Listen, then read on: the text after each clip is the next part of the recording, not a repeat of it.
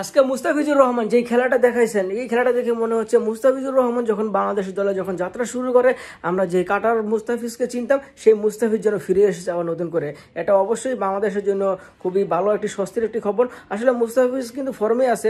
আমরা দেখতে পাচ্ছি যে চেন্নাই সুপার কিংসের হয়ে তিনি যখন খেলছেন, তিনি কিন্তু তার দুর্দান্ত বোলিং অ্যাকশন কিন্তু আমরা দেখতে পাচ্ছি, কিন্তু তাকে ওইরকমভাবে বাংলাদেশ দলে কিন্তু ওইরকমভাবে ব্যবহার করতে পারেনি। কিন্তু আজকে মুস্তাফিজ কিন্তু বাংলাদেশ দলে ইউএসএর সাথে যে লাস্ট যে টি-20, সেখানে কিন্তু তিনি তার আপন যে গতি, যে আগের সেই মুস্তাফিজুর রহমান আগের গতিতে কিন্তু সে ফিরে আসছে।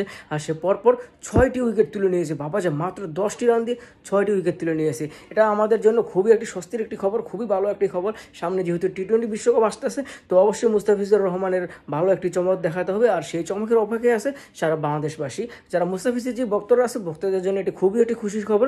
কারণ আজকে মুস্তাফিজের যে বোলিং যে অ্যাকশনগুলো ছিল, যে ডেলিভারিগুলো ছিল, কাটার স্লোয়ার, মানে সবগুলো একবার পারফেক্ট ডেলিভারি। আশা করি এই ডেলিভারিগুলো যদি মুস্তাফিজ ধরে রাখতে পারে, অবশ্যই সামনে যে টি-20 ওয়ার্ল্ড কাপ আছে, সেখানে মুস্তাফিজের মানে আমাদের বড় একটা চমক দিবে।